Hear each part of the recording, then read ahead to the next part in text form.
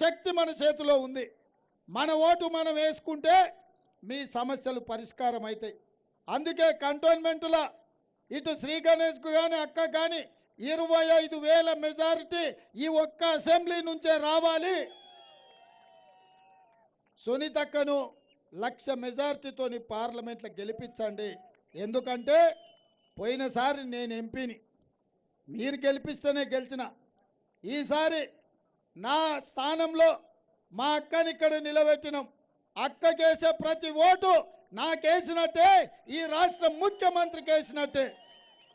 సునీత మహేందర్ రెడ్డి గెలిస్తే ఆ గెలుపు మీ రేవంత్ అన్న గెలిచినట్టే. కొంతమంది కార్యకర్తలు నాయకులు అన్న నిలబడతలేడు కదా ఎందుకులే అంటురట. అన్న నిలబడతలేడు కాదు, అన్ననే ఈ అక్కను నిలబెట్టిండు. ఎందుకంటే నేను నిలబడ్డ సీటు అక్క గెలవాలి. మన ఇంట్లో మన సమస్యలను తెలిసిన వాళ్ళు ఉండాలి. ఆమె 15 ఏళ్ళు జిల్లా పరిషత్ చైర్పర్సన్గా ఈ ఉమ్మడి రంగారెడ్డి జిల్లాల అందరి సమస్యలు తెలుసు.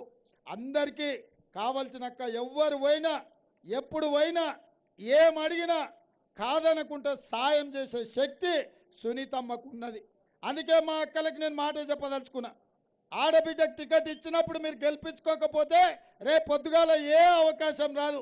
ఆడోళ్ళకి ఇస్తే గెలవరా ఎందుకు ఇవ్వాలి అంటారు.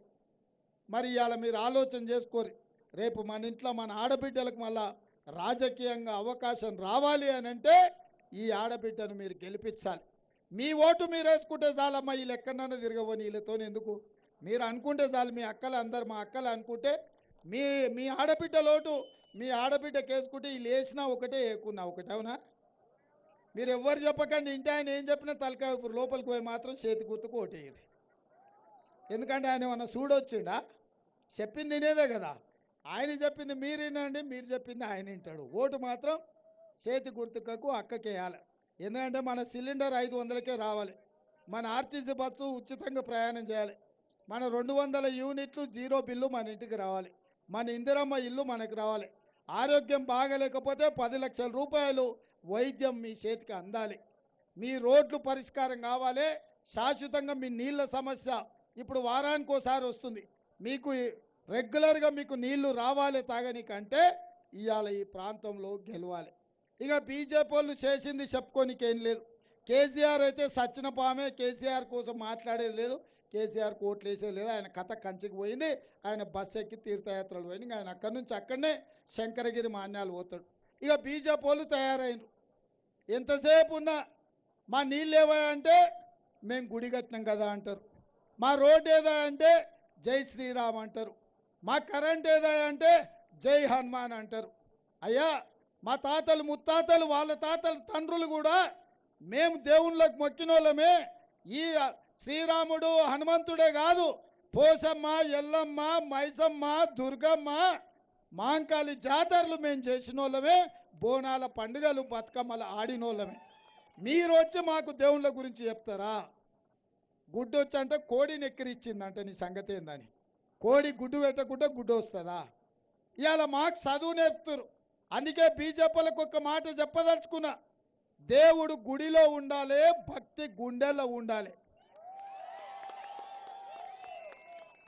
దేవుడు గుడిలో ఉండాలి, భక్తి గుండెల్లో ఉండాలి. రోడ్ల మీద వీధులెంబడి దేవుని పేరు చెప్పి బిచ్చమడుకునే పరిస్థితి బీజేపీ వాళ్ళు ఉండకూడదు. అప్పుడప్పుడు మనకు సిగ్నల్ల కాడ జరుగుతారు.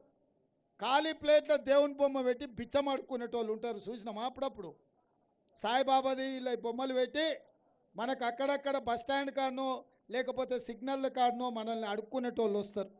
బీజేపీ వాళ్ళు కూడా అట్లా దేవుని చూపించి ఓట్లు అడుక్కుంటున్నారు. ఇది మంచిదా అని నేను అడుగుతున్నా. సాతనైతే మీరు చేసింది చెప్పుకోండి. ఏం తెచ్చిండో చెప్పండి. మోడీ ఏమి ఇచ్చిండో చెప్పండి.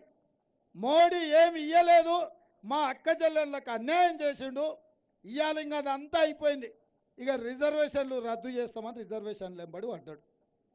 మా ఎస్సీ ఎస్టీ రిజర్వేషన్లు డాక్టర్ బాబాసాహెబ్ అంబేద్కర్ ఆయనలా కాంగ్రెస్ పార్టీ ఇస్తే ఇవాళ ఎస్సీ ఎస్టీ